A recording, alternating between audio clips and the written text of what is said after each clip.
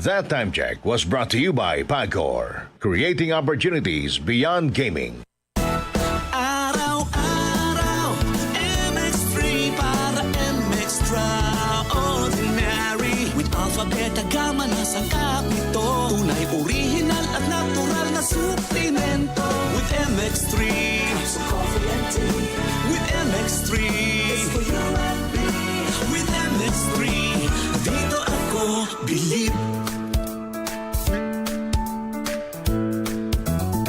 Mahalagang paalala, ang MX3 capsule ay hindi gamot at hindi dapat gamiting panggamot sa anumang uri ng sakit. Goodbye to me, Mancha. Hello, bright bar blue. Isang labanan yan. Bright bar blue. Pride Bar Blue with powerful stain-away enzymes. Malupit magtanggal ng dumit mancha pero di masakit sa kamay. Goodbye to me, Mancha. Hello, bright bar blue. Isang labanan yan. As tested ang cotton and polycotton sa mancha, malupit sa kamay mo, mabait. Pride Bar Blue, manufactured by ACS Manufacturing Corporation. ISO certified, world-class quality. ACS. Kung ikaw ay edad 50 pataas katulad ko, may mataas na ang risk ng panlalabo ng paningin. Mas challenging ang pang-araw-araw na gawain tulad ng pagbabasa, pagsusulat, at pagmamaneho. Ang Optin ay may lutin na maaaring makatulong sa kalusugan ng mata, nilalabanan ng epekto ng glaucoma, macular degeneration at katarata. Kitang-kita ang kalusugan. Mabibili ang Optin sa mga pangunahing butika nationwide. Mahalagang paalala, ang Optin ay hindi gamot at hindi dapat gamitin panggamot sa anumang uri ng sakit. Open cam, Donnie. Which shirt is better? Malabo ka sa screen, Dad. Baka malabong mata. Visit EO Executive Optical for state-of-the-art facilities and expert eye care. Malinaw na, Dad. Ang wardrobe nyo, wala sa uso.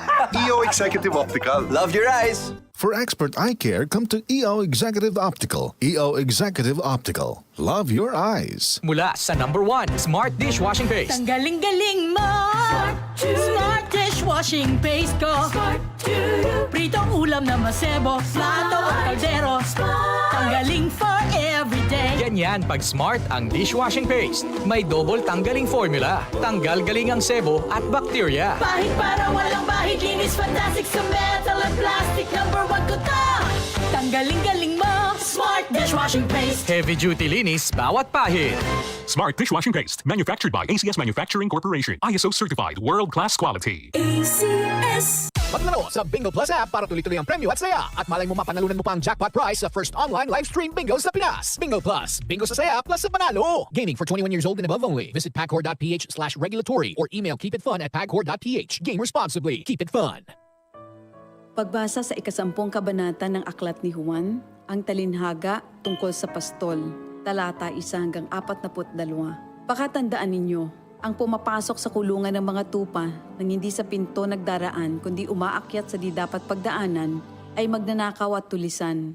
Ang tunay na pastol ay sa pintuan nagdaraan. Pinapapasok siya ng gwardya at pinapakinggan ng mga tupa ang kanyang tinig. Tinatawag niya ang kanyang mga tupa sa kani-kanilang pangalan at inilalabas sa kulungan. Kapag nailabas na, siya'y nangunguna sa kanila at sumusunod naman ang mga ito sapagkat kilala nila ang kanyang tinig. Hindi siya sumusunod sa iba kundi patakbong lumalayo sapagkat hindi nila kilala ang tinig ng iba. Sinabi ni Jesus, ang talinhagang ito, ngunit hindi nila nauunawaan ang ibig niyang sabihin. Kaya't muling sinabi ni Jesus, pakatandaan nyo, ako nga ang pintuang dinaraanan ng mga tupa. Ang mga nauna sa akin ay mga magnanakaw at mga tulisan, ngunit hindi sila pinapakinggan ng mga tupa. Ako ang pintuan. Ang sinumang pumapasok sa pamamagitan ko ay maliligtas. Papasok siya't lalabas at makakatagpo ng pastulan. Dumarating ang magnanakaw para lamang magnakaw, pumatay at manira. Naparito ako upang ang mga tupa ay magkaroon ng buhay, ng isang buhay na masagana at ganap. Ako ang mabuting pastol. Iniaalay ng mabuting pastol ang kanyang buhay para sa mga tupa. Ang bayaran ay tumatakas kapag may dumarating na asong gubat. Iniiwan niya ang mga tupa, palibhas ay hindi siya pastol at hindi kanya ang mga ito. Kaya't sinusunggaban ng asong gubat ang mga ito at binubulabog. Tumatakas siya, palibhas ay bayaran lamang at walang malasakit sa mga tupa. Ako nga ang mabuting pastol, kung paanong kilala ko ng Ama at siya kilala ko, gayon din naman kilala ko ang aking mga tupa at ako'y kilala nila. At iniaalay ko ang aking buhay para sa aking mga tupa. Mayroon akong iba pang mga tupa na wala pa sa kulungang ito. Kinakailangan sila'y ipasok ko rin at papakinggan naman nila ang aking tinig. Sa gayon magiging isa na lamang ang kawan at isa ang pastol. Dahil dito'y minamahal ako ng Ama, sapagkat iniaalay ko ang aking buhay upang ito'y kunin kong muli. Walang makakakuha ng aking buhay kusa ko itong ibinibigay. Mayroon akong kapangyarihang ibigay ito at kuning muli. Ito ang utos na tinanggap ko sa aking Ama. Dahil sa mga pananalitang ito, hindi na naman nagkaisa ng palagay ang mga Hudyo. Marami sa kanila nagsabi, talagang sinasapian na ito ng demonyo at nababaliw. Bakit ba kayo nakikinig sa kanya? Sinabi naman ng iba, hindi nakakapagsalita ng gano'n ng isang sinasapian ng demonyo.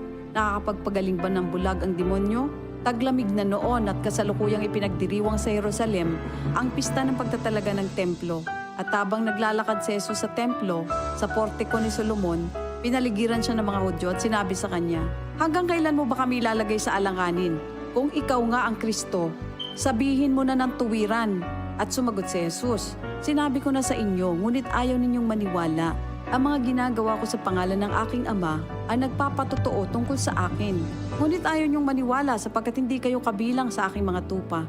Nakikinig sa akin ang aking mga tupa. Nakikilala ko sila. Sumusunod sila sa akin. Binibigyan ko sila ng buhay na walang hanggan. Kailan may hindi sila mapapahamak at hindi sila maaagaw sa akin ninuman. Ang aking Ama na siyang nagbigay sa kanila, sa akin, ay lalong dakila sa lahat at hindi sila maaagaw ninuman sa aking Ama. Ako at ang Ama ay iisa. Ang mga pinuno ng mga Hudyo muling dumampot ng bato upang batuhin siya. Kaya't sinabi sa kanila ni Jesus, marami akong mabubuting gawang ipinakita sa inyo mula sa Ama.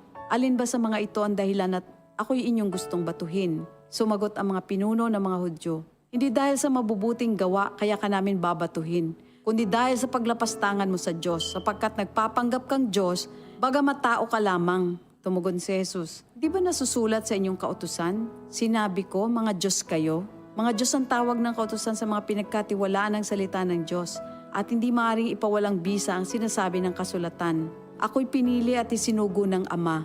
Paano ninyo ngayon masasabing nilalapastangan ko ang Diyos? Dahil sa sinasabi kong ako ang anak ng Diyos? Kung hindi ko ginagawa ang mga pinapagawa ng aking Ama, huwag niyo akong paniwalaan. Ngunit kung ang ginagawa ko ay ang mga ito, paniwalaan ninyo ang aking mga gawa kung ayaw ninyong maniwala sa akin. Sa gayon matitiyak ninyong nasa akin ang Ama at ako'y nasa Kanya. Kaya tinangka naman nilang dakpin si Jesus ngunit siya'y nakaalis. Muling pumunta si Jesus sa ibayo ng Jordan sa pook na dating pinagbautismohan ni Juan. Habang naroroon siya'y maraming lumalapit sa Kanya. Sinasabi nila, si Juan ay walang ginawang himala, ngunit totoo ang lahat ng sinabi niya tungkol sa taong ito. At doon, maraming sumampalataya kay Jesus. Ito ang salita ng Diyos. DCXL News, ang himpilan ng RMN.